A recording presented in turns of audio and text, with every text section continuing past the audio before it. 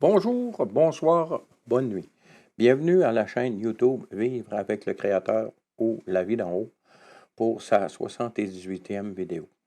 Comme toujours, les passages non référés sont tirés de la Bible Louis II 1910. Aujourd'hui, sujet intéressant et beaucoup se posent des questions sûrement. Moi, je me la posais. Alors, en faisant cette étude, ça l'a répondu à ma question. Aujourd'hui, le sujet que nous allons parler, c'est la femme, l'enfant et le dragon. Où en sont-ils pour 2023, en août 2023 plus précisément? Nous voyons ces trois personnages dans le chapitre 12 du livre de l'Apocalypse.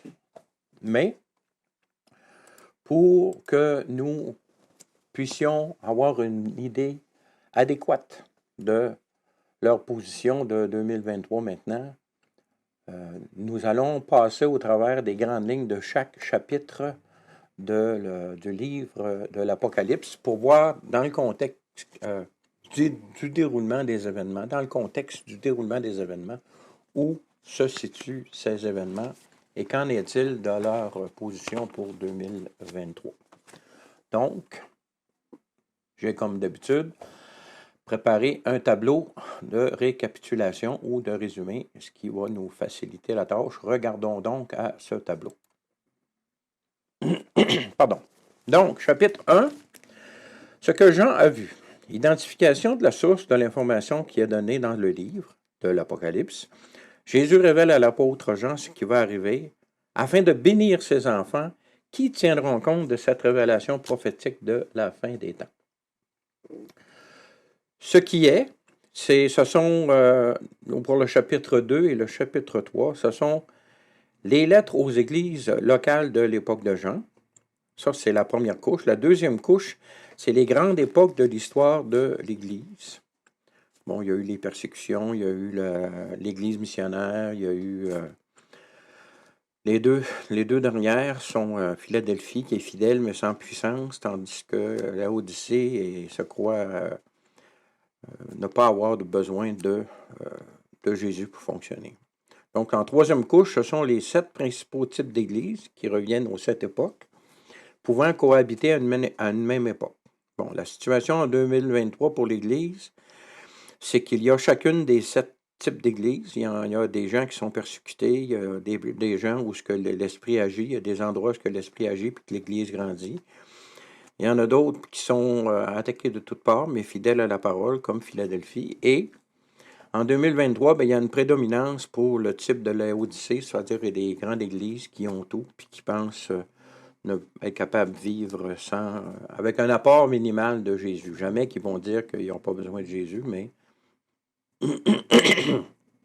Donc, chapitre 4, c'est l'Esprit Saint qui amène le corps du Christ dans le 3e ciel devant le trône du Père. C'est la deuxième phase de la première résurrection, telle que nous en avons discuté dans des vidéos précédentes. Chapitre 5, le Fils, en présence de son corps, reçoit le livre de sentence sur l'iniquité, comme nous avons vu dans la vidéo sur le mystère de l'iniquité, pour en ouvrir les sceaux et mettre le jugement en œuvre. Au chapitre 6, ce sont les 6 premiers sceaux du livre de la sentence qui sont brisés. C'est la venue du grand leader charismatique lors du premier sceau, leader de paix.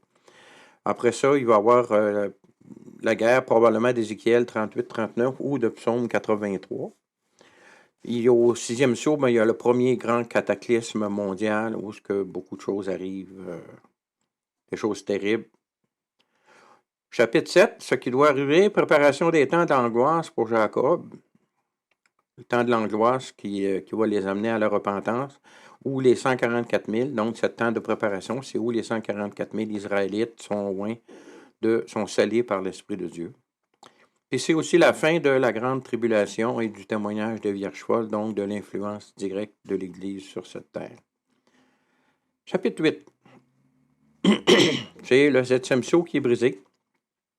Le silence solennel indiquant que le jugement va être prononcé suite à l'exaucement des prières des saints qui ont été faites depuis que l'Église existe, depuis que les temps existent.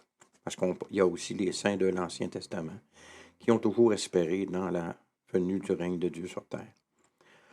C'est probablement aussi le début de l'entente de 7 ans. C'est pas mentionné nulle part, mais ça serait logique que ce soit à cet endroit. Ce serait donc le début des 3 premières années et demie de cette entente. Les sonneries des 4 premières trompettes par la suite amènent des fléaux dans la création qui font souffrir les hommes, mais c'est des fléaux dans la création. Au chapitre 9, c'est 2 grands fléaux sur les humains.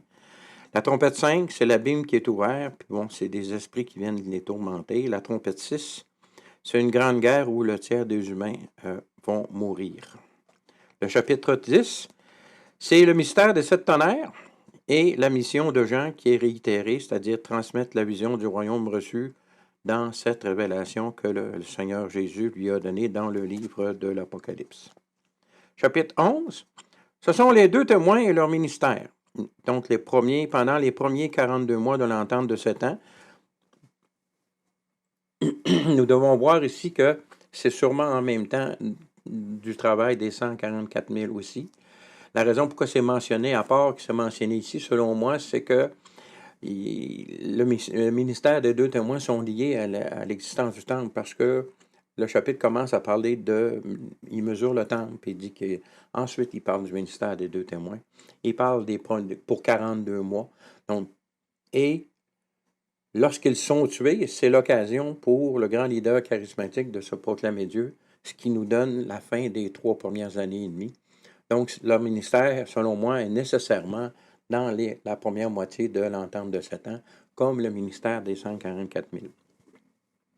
Continuons notre lecture. C'est le début des derniers 3 ans et demi, initié par la mort des 2 témoins, comme je viens de le dire. Après vient la 7e trompette, où le temple est ouvert et où l'arche de l'Alliance, monument à la fidélité de Dieu envers ses promesses, apparaît dans le ciel, ce qui nous amène au chapitre 12. La femme, l'enfant et le dragon dans le ciel. La femme est protégée pendant 1260 jours. Le dragon et ses anges jetés sur la terre par Michael et les bons anges. Nous allons commencer notre étude plus en profondeur du chapitre 12 de l'Apocalypse qui parle justement de la femme, de l'enfant qu'elle est enceinte de et du grand dragon. Lisons donc Apocalypse chapitre 12, versets 1 et 2. Donc, Apocalypse 12, versets 1 et 2. Un grand signe parut dans le ciel, une femme enveloppée du soleil, la lune sous ses pieds et une couronne de 12 étoiles sur sa tête. Elle était enceinte et elle criait, étant en travail et dans les douleurs de l'enfantement. Ce verset nous parle d'un signe qui est une femme enceinte et que son travail dans les douleurs est commencé. Pour nous aider à identifier de qui nous parle ce signe, donc de qui est la femme, lisons 2 autres passages des Écritures qui vont nous aider dans ce sens. Donc, allons voir à Genèse 37, versets 9 et 10. Il y eut encore un autre songe et il le raconta à ses frères. On parle de Joseph ici, le plus jeune des fils. Non pas le plus jeune c'est Benjamin. Mais le plus vieux qu'il a eu, que Jacob a eu avec sa bien-aimée, pour laquelle il a travaillé cette année de plus, là, parce qu'il avait eu la sœur aînée en premier. Donc, il dit, j'ai eu encore un songe, et voici, le soleil, la lune et les 11 étoiles se prosternaient devant moi. Il entendait qu'il y a juste 11 étoiles, parce que Joseph lui-même est la 12e. Au verset 10, il le raconta à son père et à ses frères. Son père le réprimanda et lui dit, « Que signifie ce songe que tu as eu? Faut-il que nous venions, moi, ta mère et tes frères, nous prosterner en terre devant toi? » Donc, on s'entend ici que Israël, la nation d'Israël a été formée à partir des enfants, des 12 enfants de Jacob, avec 2 femmes différentes, mais que l'enfant de la promesse est issu de la femme chérie, donc c'est Léa, je pense. C'est-tu Léa? Non, je pense que Léa, c'est la première. Je ne me souviens pas des noms. Là. Sarah puis Léa. Je pense que c'était Sarah, celle-là qui est la mère de Joseph.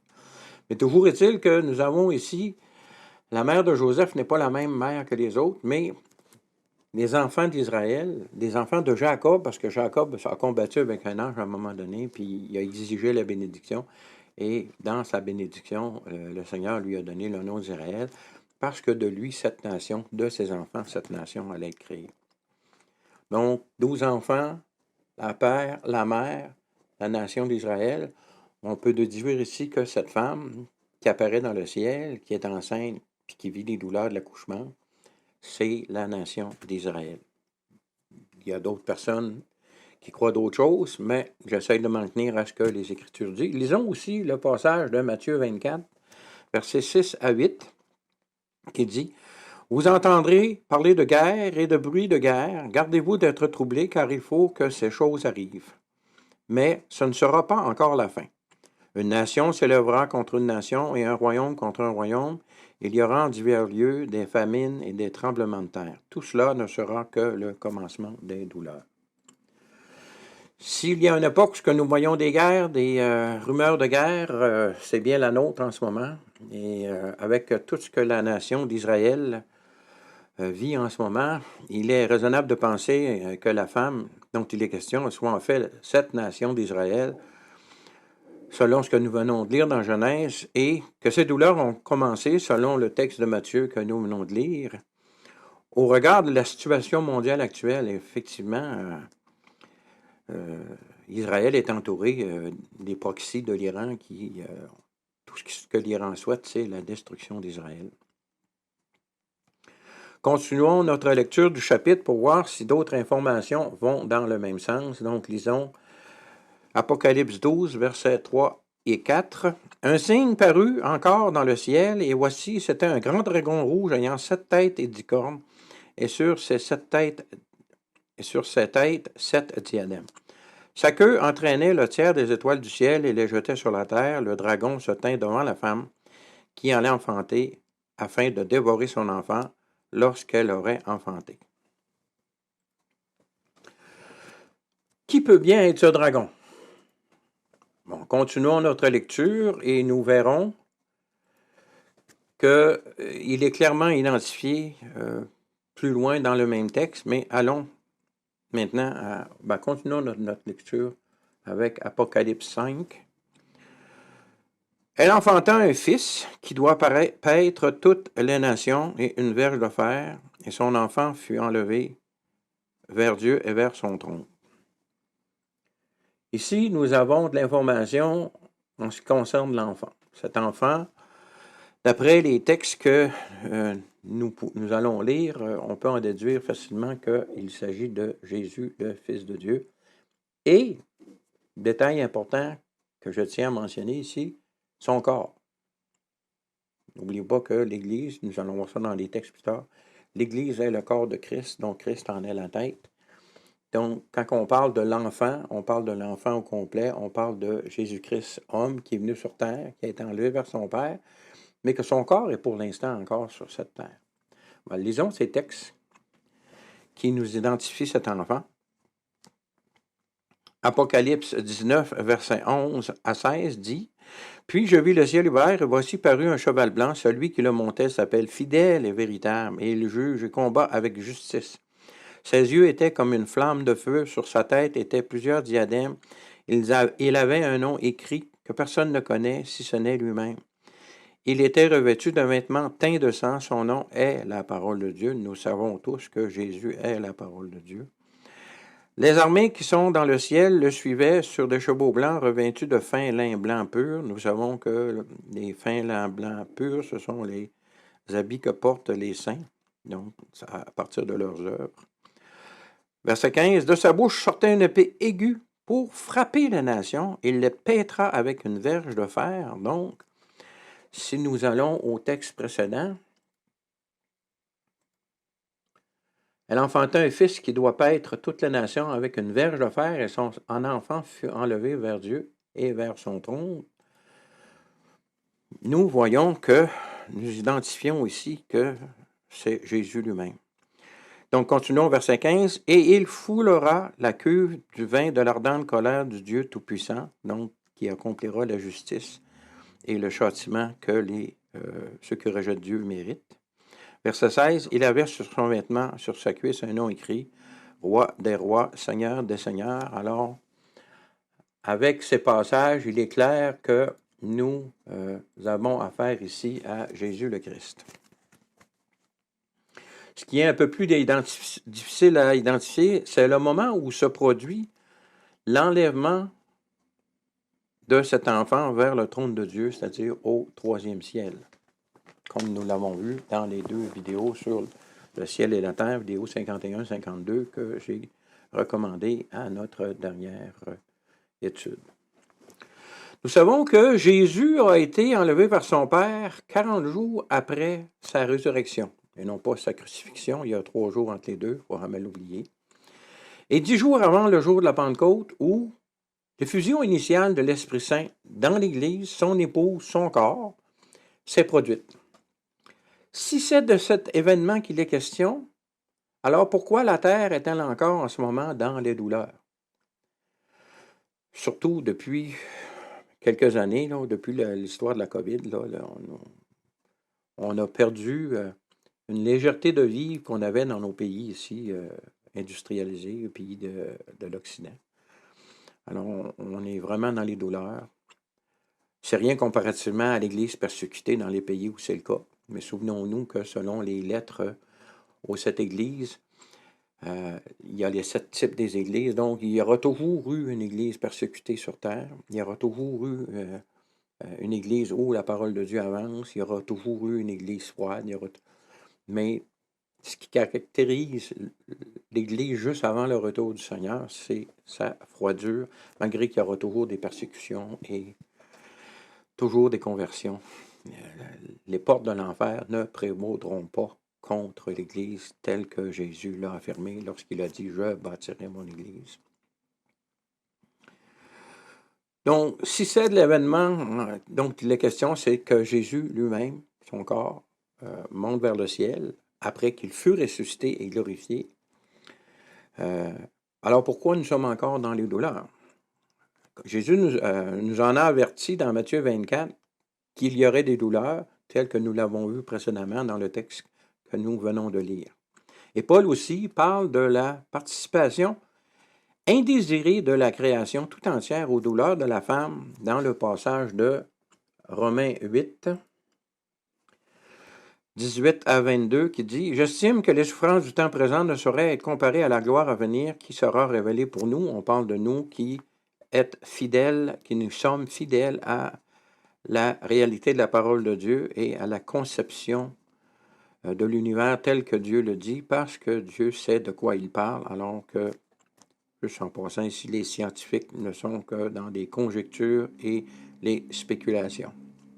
Verset 20, « Car la création a été soumise à la vanité, non de son gré, mais à cause de celui qui l'y a soumise. » Ce qu'on voit ici, que si la création souffre ces choses-là, s'il y a eu le grand cataclysme comme le feu de forêt là, à Hawaï, à Maui, là, à l'île Maui, je pense, je ne sais pas si je prononce bien, là, mais j'étais sur un forum de discussion qui disait croyez-vous toujours en Dieu après ces choses-là? Mais ça fait partie des douleurs de l'accouchement puis des douleurs de la création parce que le péché a été introduit.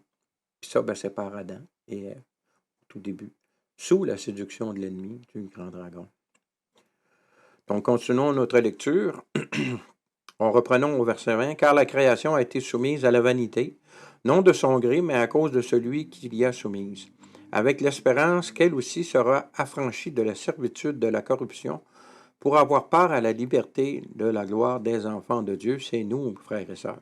Or, nous savons que jusqu'à ce jour, la création tout entière soupire et souffre les douleurs de l'enfantement.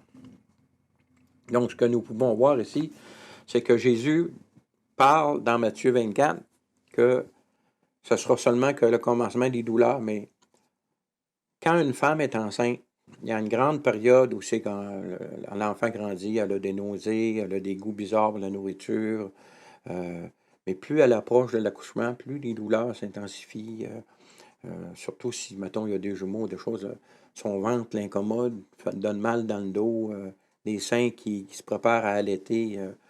En tout cas, c'est tout un processus que je n'ai pas personnellement vécu, mais que ma femme a vécu. Et oui, les 2000 ans de l'Église et les 4000 ans de la préparation de Jésus, ce sont des douleurs pour l'accouchement final du grand leader, pas le grand leader charismatique, mais pour le Messie, pour la venue du roi des rois, du Seigneur des seigneurs sur cette terre. Mais lorsque l'accouchement approche, il y a les douleurs de contraction qui se produisent.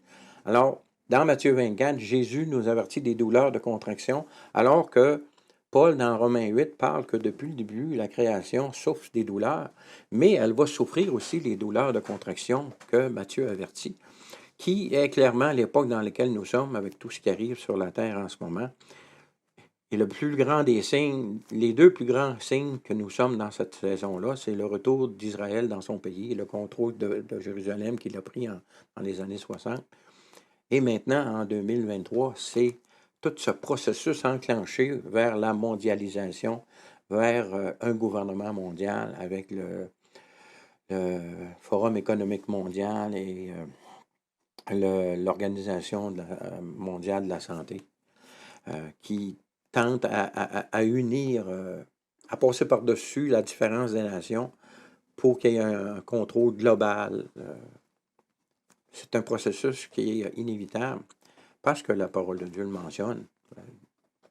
C'est pas pour rien que Jésus a donné cette vision à Jean, afin que nous soyons réconfortés par elle et non pas que nous soyons, que ça nous rende craintifs. Au contraire, le Seigneur est sur son trône, il règne et nous avons juste à croire sa parole et nous réjouir, nous réfugier dans ses bras, afin d'être dans la joie et dans la paix qu'il promet. Pas une joie et paix circonstancielle, mais le fait que notre nom soit écrit dans le livre de vie. Et sachant qu'il est tout-puissant et qu'il est en contrôle, les choses que nous devons subir, on les subit pour que sa parole et sa foi soient répandues autour de nous. Mais tout ça va donner une gloire immense dans l'éternité. Les douleurs, comparativement, comme Paul l'a dit dans Romains, les souffrances du temps présent ne sauraient être comparées à la gloire à venir qui sera révélée pour nous. Alors, merci, Seigneur. Selon ce que les passages suivants de la parole, il est raisonnable de penser que l'enfant n'est pas encore complètement dans la présence du Père. C'est ce qui expliquerait que les événements mentionnés dans le chapitre 12 du livre de l'Apocalypse, donc cette femme est événement enceinte. Et selon Matthieu 24, nous serions dans les contractions vers l'accouchement. Donc, que l'enfant n'est pas encore complètement au monde et qu'il n'a pas pu être enlevé au ciel complètement. On sait que Jésus a été enlevé, mais qu'il y a un autre enlèvement qui est prévu pour ceux qui sont en Christ, ceux qui sont décédés et ceux qui vont être vivants lors de cet événement. Cet événement pourrait très bien clore et être l'événement qui est mentionné dans le chapitre 12 de l'Apocalypse, que l'enfant est enlevé au ciel. Lisons dans Colossiens 1, verset 12 à... Oh, j'ai encore Romain, pardon, excusez-moi.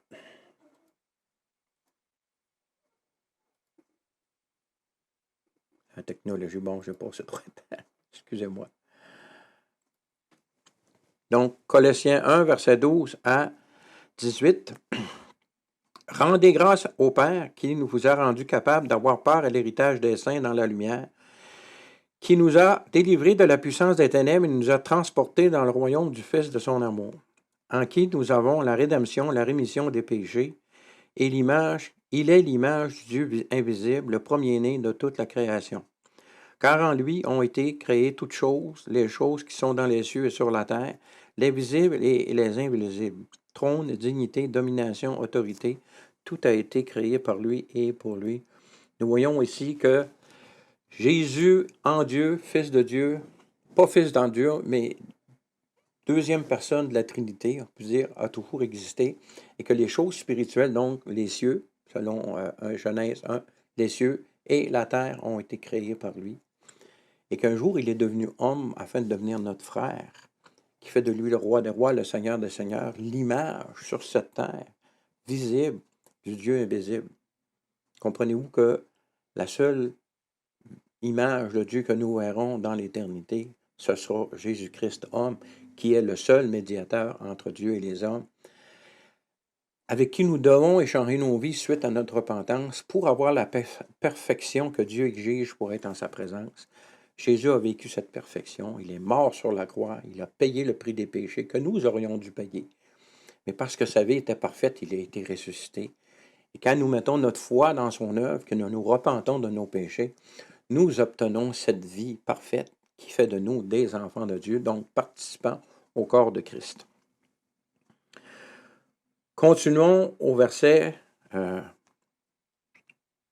17. Reprenons au verset 17 pour continuer. Il est avant toute chose, et toute chose subsiste en lui. Il est la tête du corps de l'Église, et il est le commencement, le premier-né d'entre les morts, afin d'être en tout le premier. Nous avons la confirmation ici que Jésus est la tête de l'Église, donc il n'est pas l'Église. L'Église, c'est nous. Ce sont ceux qui sont en Christ. Il y a les saints de l'Ancien Testament qui ont espéré en le nom de Jésus-Christ, qui ont été, lorsque Jésus est allé au séjour des morts, qui ont été enseignés que le salut de l'Éternel dont il avait mis leur espérance, c'était Jésus. Et tous ceux qui ont reconnu ça, donc tous ceux qui étaient dans le sein d'Abraham, ont été emmenés dans la présence de Dieu. Donc le paradis qui était dans le séjour des morts à cette époque-là a été déplacé dans la présence de Dieu pour l'éternité.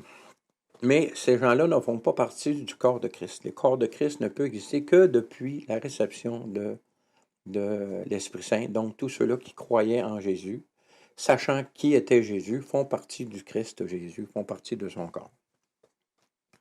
La nouvelle naissance que l'Esprit amène en nous fait de nous ses enfants qui vivons sur cette terre. Donc, nous sommes le corps de Christ qui vivons sur cette terre. Donc, l'enfant complet n'est pas encore enlevé, l'enfant de la femme, donc Israël. Souvenons-nous que l'Église ne remplace pas Israël, mais l'Église est la promesse donnée à Israël qu'une postérité va régner pour l'éternité sur la nation d'Israël, qui est Jésus-Christ lui-même, et son Église, son corps, qui est son épouse. D'où le mystère du mariage, où ce qu'un homme et une femme, lorsqu'ils s'unissent, deviennent une seule chair. Donc, lorsque Christ s'unit à son Église, ils deviennent une seule chair. Nous sommes son corps. C'est merveilleux, la parole de Dieu. Son plan est parfait et tout se tient. Il y a une raison pour tout ce qui est dit dans la Bible, d'un couvert à l'autre. C'est fantastique. Un livre qui a été écrit sur une période de 1500 ans par 40 auteurs différents, mais on voit le même esprit, le même but, la même cible à atteindre, c'est la rédemption de l'humanité pour l'éternité, pour ceux qui auront l'amour de la vérité, qui est Jésus le Christ.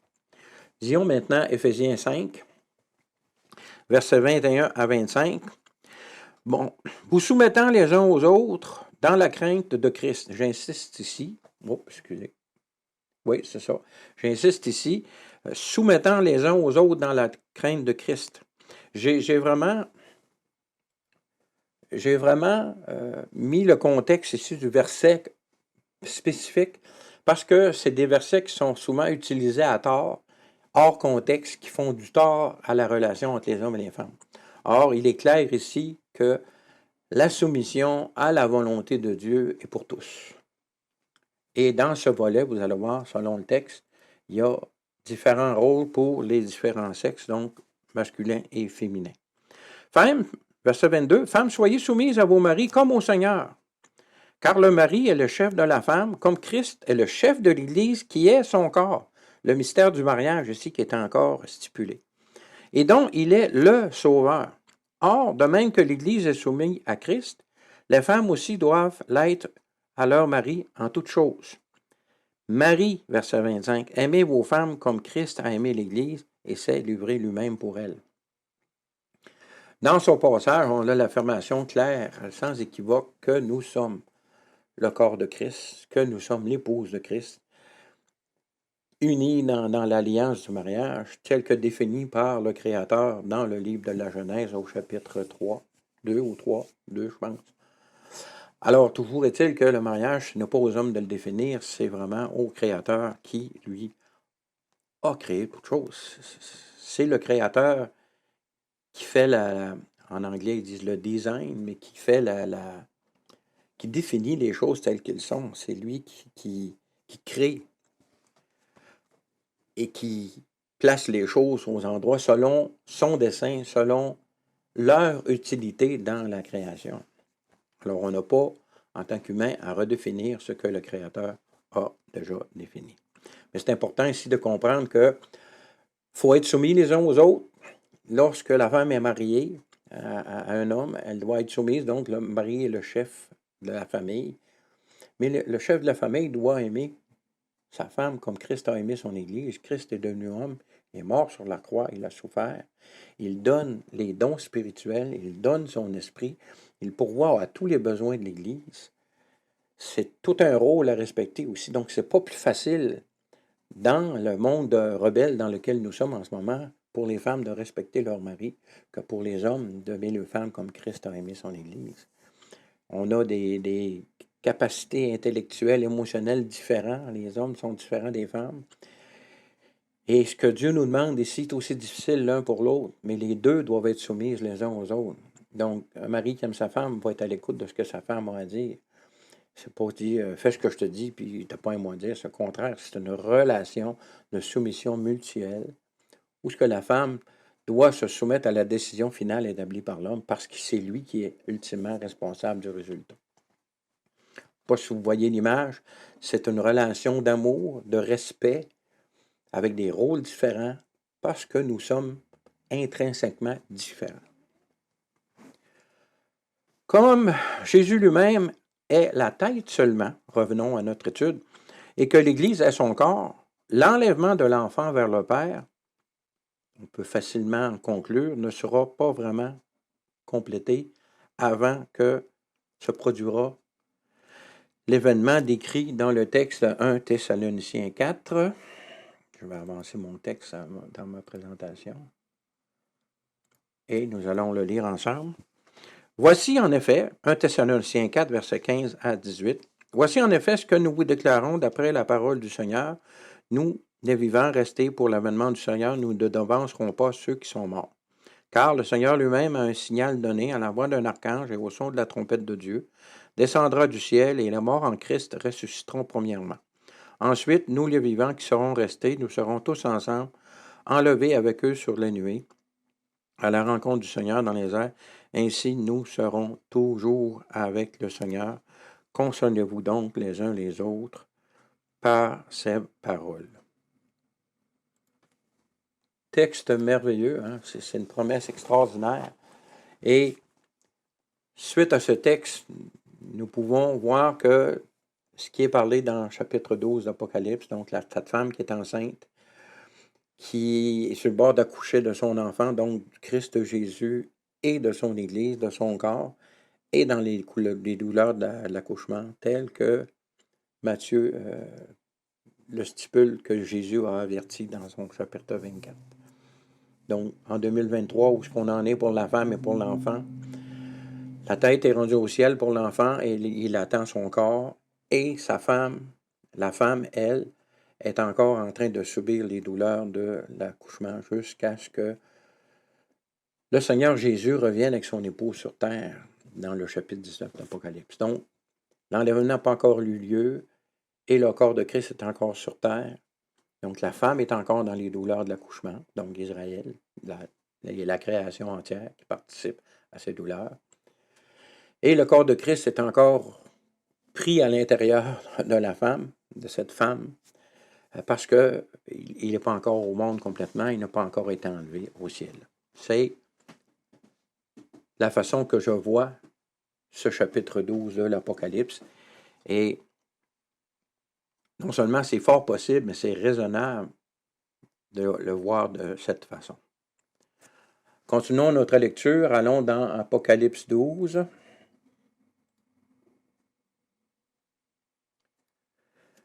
Versets 5 à 9. Elle enfanta un fils qui doit paître toutes les nations avec une verge de fer, et son enfant fut enlevé vers le ciel. Nous avons ici de nouveau le verset 5, mais continuons dans son contexte au verset 6. Et la femme s'enfuit dans le désert où elle avait un lieu préparé par Dieu afin qu'elle y fût nourrie pendant 1260 jours. Il y eut guerre dans le ciel, Michel et ses anges combattirent contre le dragon, et le dragon et ses anges combattirent. Mais ils ne furent pas les plus forts, et leur place ne fut plus trouvée dans le ciel. Nous avons ici la purification, la deuxième phase de la purification telle que nous avons discuté dans la vidéo précédente. Et fut précipité le grand dragon, le serpent ancien, appelé le diable et Satan, celui qui séduit toute la terre. Il fut précipité sur la terre et ses anges furent précipités avec lui. Fait que nous voyons ici dans le verset 9 la confirmation de qui est ce dragon dont nous avons parlé au verset 2 au tout début. C'est ce que j'avais dit qu'il y avait le verset plus tard qui confirmerait qui il était. Donc, si nous regardons la situation maintenant, l'enlèvement n'a pas eu lieu, l'enfant n'est pas encore enlevé au ciel, et lorsque cela se produira, il y aura une période de protection où la femme sera envoyée à un endroit sécur, même qu'il y a un verset plus loin qui en parle, nous le verrons un peu plus tard, qui nous donne des détails à ce sujet-là. Nous avons ici, et au verset au chapitre 11, juste pour lire mon tableau, chapitre 11, nous avons les deux témoins qui, lorsqu'ils seront tués, ouvrira la porte au début de la deuxième moitié de l'entente de Satan. Donc, lorsque la femme accouche, donc, et que son enfant est enlevé au ciel, on parle d'enlèvement, il y a les 144 000 qui sont au loin, il y a le temple qui est reconstruit, probablement c'est directement relié à la signature de l'entente. Alors, à partir de ce moment-là, il y a une période où ce que les 144 000 vont annoncer l'évangile de Christ, du Christ Jésus, au peuple d'Israël et au monde entier. Et pendant que le temple sera en existence, donc je pense que ces deux événements sont en même temps, il y aura les deux témoins au temple qui vont annoncer à Israël que c'est beau d'avoir un temple, mais que c'est rendu inutile parce que Jésus-Christ, annoncé par les 144 000, a accompli tout ce qu'il fallait et que c'est vraiment lui, le Messie, qu'ils attendaient. Alors que j'écoutais une émission dernièrement qui disait que le peuple juif actuellement se prépare à bâtir le temple et croit que le temple, le troisième temple, sera rebâti par le Messie lorsqu'il viendra. Donc, ça rentre dans le scénario où ce que, quand le grand leader charismatique va se présenter, le peuple juif, le peuple d'Israël, le prendra pour leur Messie et ils seront dans l'erreur. C'est alors que le temple sera rebâti que le ministère des deux témoins va rentrer en vigueur parce que ces deux témoins ne sont pas directement à l'évangélisation des nations parce qu'ils sont liés à l'existence du temple et ils seront là pour annoncer clairement au peuple d'Israël. Ça ne sert à rien. Ça ne sert à rien, ces sacrifices, parce que Christ a déjà tout accompli. Les 144 000 vont se répandre pour annoncer le même message. Et la terre entière sera dérangée parce que, dans l'entente, je crois que le fait que les nations vont laisser Israël rebâtir le temple, c'est parce qu'il y aura eu la guerre de Gog et Magog et que Dieu aura clairement agi pour délivrer Israël qui était dans l'incapacité de se défendre lui-même. Et que suite à ça, la population terrestre va dire, ben là, faut que ça arrête ces affaires-là. Surtout après le grand cataclysme du sceau numéro 6. Il faut que ça arrête. Donc, qu'est-ce qu'il faut faire? Ils vont se tourner vers les Juifs que Dieu va avoir défendus. Les Juifs, ben, comme ils attendent encore leur Messie, ils vont dire, ben, ça nous prend un temps. Mais pendant que ce temple va exister, il va y avoir le jugement des 7 trompettes qui commencent à partir du...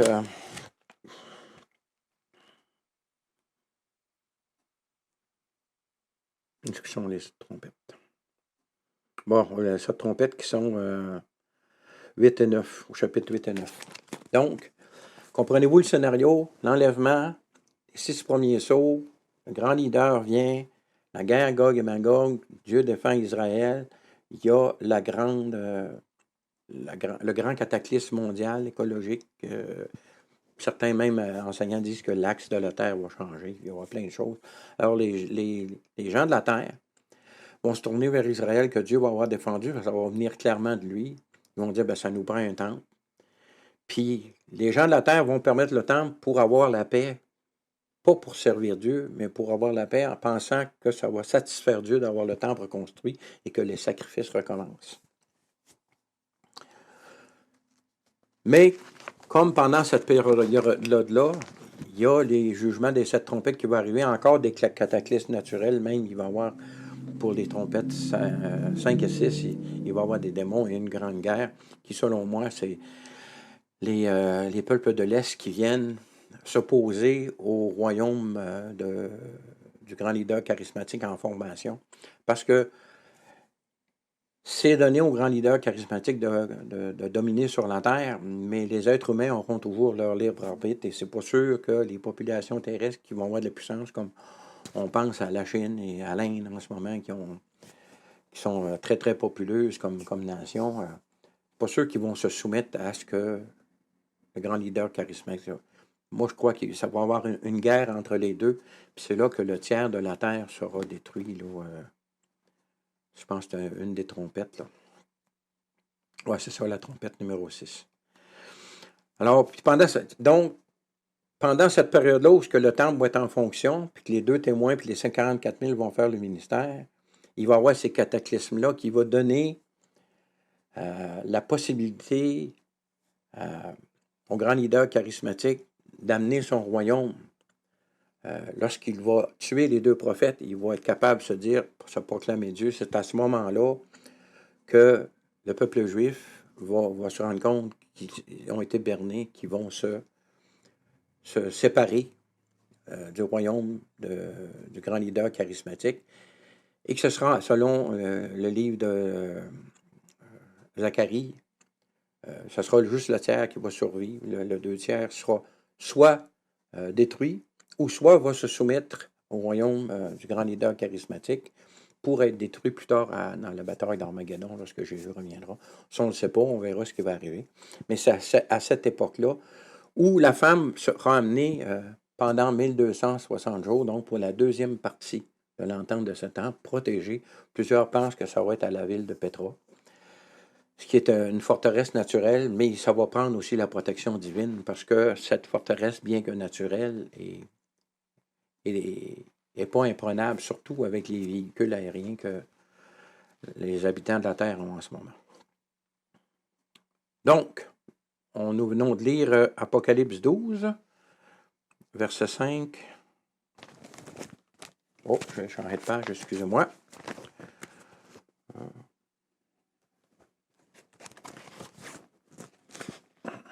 OK, l'enfantin et fils. Donc, tenant compte des événements, tenant compte des événements décrits dans le chapitre 11, nous savons que ce signe apparaît après la mort des 2 témoins dont le ministère de 42 mois est lié à l'existence du 3e temple, comme nous venons de discuter à Jérusalem. Pour que le temple soit construit, il faut que l'entente de 7 ans ait commencé et que les 144 000 scellés fassent le travail, afin d'amener la foule qui se retrouve dans le ciel dans les versets 9 à 17 du chapitre 7 qui se produisent, souvenons-nous, avant le chapitre 12. Devant le trône d'anneau dans le ciel. Donc, la moitié de l'entente de 7 ans entre les nations Israël est écoulée au moment où les 2 témoins sont tués par le grand leader. C'est aussi à ce moment où, selon Daniel, le sacrifice perpétuel, le livre de Daniel, dans la prophétie chapitre 9, où le sacrifice perpétuel du temple cessera et que le grand leader charismatique se proclamera Dieu tel que l'affirment les passages suivants. Donc, voyons Daniel 9 et 2 Thessaloniciens 2, où Paul parle de la même personne que Daniel parle. Donc, nous voyons dans Daniel 9, il fera une solide alliance avec plusieurs pour une semaine, donc l'entente de 7 ans, et durant la moitié de la semaine, il fera cesser le sacrifice et l'offrande. Le dévastateur commettra les choses les plus abominables jusqu'à ce que la ruine et ce qui a été résolu fondent sur le dévastateur, donc à la bataille d'Armageddon, lorsque Jésus reviendra. On parle aussi des 7 coupes qui vont se produire durant les dernières 3 ans et demi de cette entente. 2 Thessaloniciens 2, verset 4, Paul nous annonce que l'adversaire qui s'élève au-dessus de tout ce qu'on appelle Dieu ou de ce qu'on adore, jusqu'à s'asseoir dans le temple de Dieu, se proclamant Dieu lui-même. Si nous revenons au verset 27 de Daniel 9, le dévastateur commettra les choses les plus abominables jusqu'à ce que la ruine et ce qui a été résolu fondent sur le dévastateur. On voit que ces deux messages ici, ces deux passages se complètent l'un l'autre. Merci Seigneur pour sa parole, merci pour l'Ancien Testament, merci pour le Nouveau Testament. Le Nouveau Testament est l'accomplissement de l'Ancien, l'Église est la promesse promise à Israël, et dans Ésaïe 34, Ésaïe 43, il y a des versets qui disent que Israël est le témoin de Dieu et qu'il y a aussi un témoin à part. Donc, ça prend deux témoins pour condamner l'iniquité, pour confirmer la divinité du seul Dieu vivant, c'est-à-dire de l'Éternel, du Créateur de toutes choses. Et ces deux témoins, c'est le peuple d'Israël et c'est Jésus-Christ lui-même et son corps qui est l'Église. Donc, ce sont les deux témoins qui confirment que Dieu est Dieu, qu'il est qui qu'il est le seul sauveur, qu'il est le Créateur. La parole de Dieu est merveilleuse, elle est complète, elle est claire. Si tu t'y attaches à cette vérité, si tu as l'amour de la vérité, ton salut est accompli en Jésus-Christ et sûr et certain, aussi sûr et certain que cette création dans laquelle nous sommes existe en ce moment. Par contre, ce constat que nous venons de voir, qu'il faut que le grand leader charismatique soit révélé pour ratifier l'entente de Satan entre Israël et les nations qui l'entourent sous l'égide de ce grand... donc, il faut qu'il soit révélé. Et cela met en lumière la faiblesse de la position, des positions possibles qu'ont certains au sujet du moment où doit se produire l'enlèvement. Donc, il y a deux positions. Bon, il y en a plusieurs, plus que deux, là, mais les trois principales sont avant, comme on le voit dans les textes que nous voyons aujourd'hui. Et il y a avant la colère, qui sont les coupes de Dieu, qui ne sont pas encore versées au chapitre 12, ça va arriver plus tard. Ou juste avant le retour du Seigneur Jésus, c'est les différentes positions qu'on rencontre. Mais la faiblesse de ces deux dernières positions, c'est que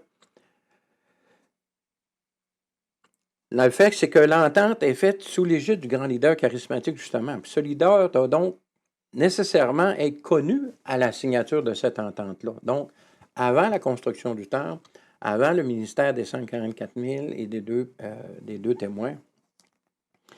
Et pour qu'il soit connu à cette époque-là, il faut nécessairement que le corps du Christ, qui retient sa révélation, soit précédemment retiré de la terre, donc soit enlevé. C'est ce que nous voyons dans le texte de 2 Thessaloniciens, dans le même chapitre que nous avons lu tantôt, versets 7 et 8. Car le mystère de l'iniquité agit déjà. Il faut seulement que celui qui le retient encore ait disparu. Et alors paraîtra l'impie, que le Seigneur Jésus-Christ détruira par le souffle de sa bouche et qu'il anéantira par l'éclat de son avènement. Celui qui le retient, c'est Christ. Beaucoup disent, c'est le Saint-Esprit. Le Saint-Esprit va rester sur terre parce que nul ne peut venir au Seigneur, même si tu crois. Tu ne peux pas croire, même si Joël affirme quiconque invoquera le nom du Seigneur sera sauvé. Tu ne peux pas être sauvé si l'Esprit Saint n'est pas là pour te convaincre de salut, de jugement en Jésus-Christ. Donc, l'Esprit Saint ne peut pas être retiré. Ce qui est retiré de la terre lors de l'enlèvement, c'est le corps de Christ qui est le temple du Saint-Esprit. Mais l'Esprit maintient toutes choses en existence et la personne de Dieu qui maintient toutes choses en existence, qui convainc de péché, c'est le Saint-Esprit. Et ce Saint-Esprit ne peut pas être absent de la création parce que la création est maintenue en existence par lui. Alors, ce qui est retiré de la terre, c'est le corps de Christ. Donc, à ce moment-là, l'enfant est enlevé vers le ciel, seulement à ce moment-là. Il va y avoir cette grande période de la détresse de Jacob, où suite à la fameuse guerre de Gog et Magog, le temple sera reconstruit et l'entente de 7 ans sera signée, jusqu'à ce que le grand leader, l'abomination, se proclame Dieu dans le temple qui aura été reconstruit. Alors, le tiers de la population d'Israël se repentira parce qu'ils ne le reconnaîtront pas comme leur Messie, ce qu'ils avaient cru jusqu'à maintenant depuis le début de l'entente. Alors, l'enlèvement doit nécessairement se produire avant la signature de l'entente parce que le grand leader doit être révélé au monde pour superviser la signature de cette entente. Malgré qu'ici, c'est le contexte. Ce que je veux dire, c'est ceux qui disent que l'enlèvement va avoir lieu avant, c'est une position possible. C'est pas fou, mais c'est pas en accord avec toutes les Écritures. Comme nous venons de voir dans 2 Thessaloniciens, celui qui le retient encore est disparu. C'est Christ lui-même qui est le deuxième témoin. Alors paraîtra l'impie. Dans le passage d'Isaïe 43, on voit que le peuple d'Israël qui est témoin et son serviteur, qui n'est pas mentionné comme nom à ce moment-là parce qu'on est encore dans l'Ancien Testament, son nom a été révélé juste dans le Nouveau, c'est Jésus-Christ lui-même et son corps, qui est son Église, qui est son épouse. Fait que ces positions ne sont pas folles et sans logique. Elles sont même possibles. Mais selon l'enseignement complet de la parole de Dieu, est-ce que c'est raisonnable de les appuyer? Personnellement, je crois que non.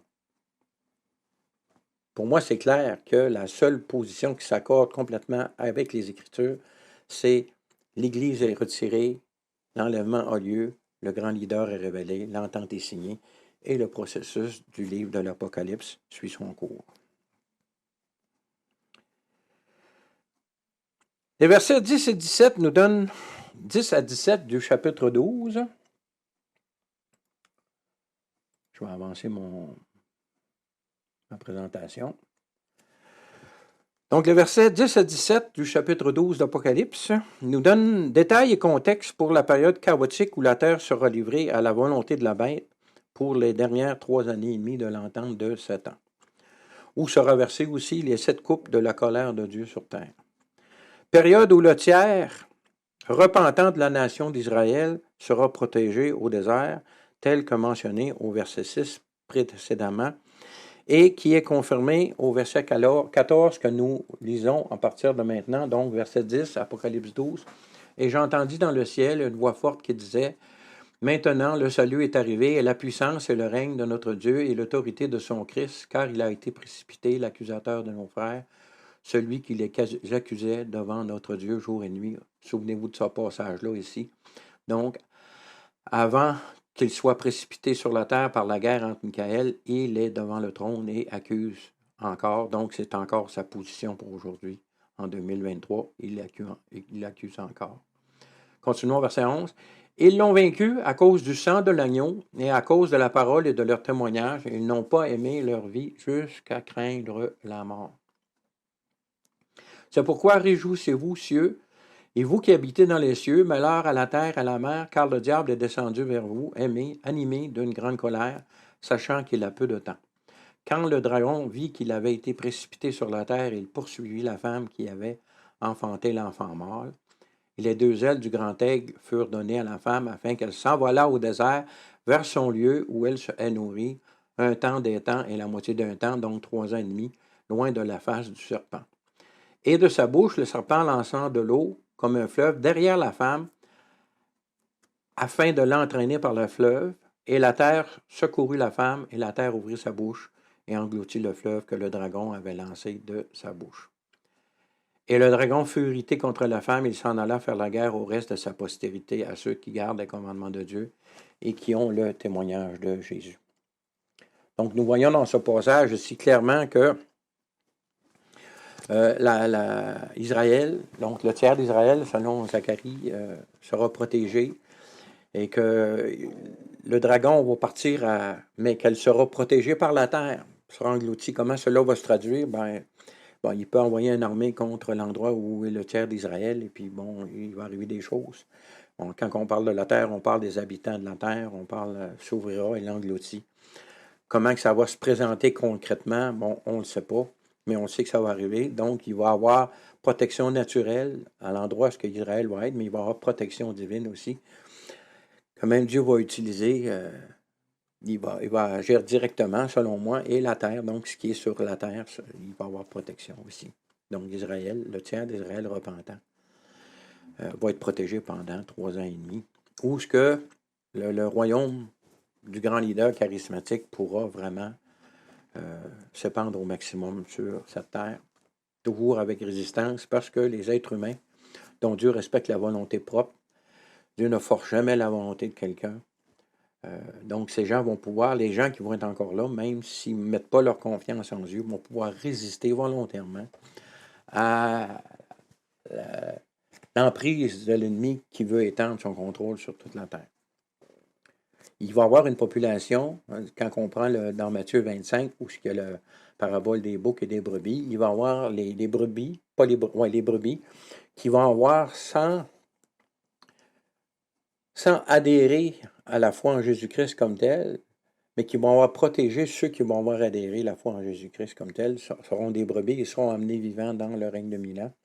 Alors que les boucs, selon ce que je peux déduire du texte, je peux me tromper, mais les boucs seront directement jetés dans le séjour des morts à cette époque-là, lors de ce jugement sur la terre, au retour de Jésus-Christ, dans Apocalypse 19, au début du chapitre 20, je pense qu'on voit ça, ces événements-là, lors de la troisième phase de la première résurrection.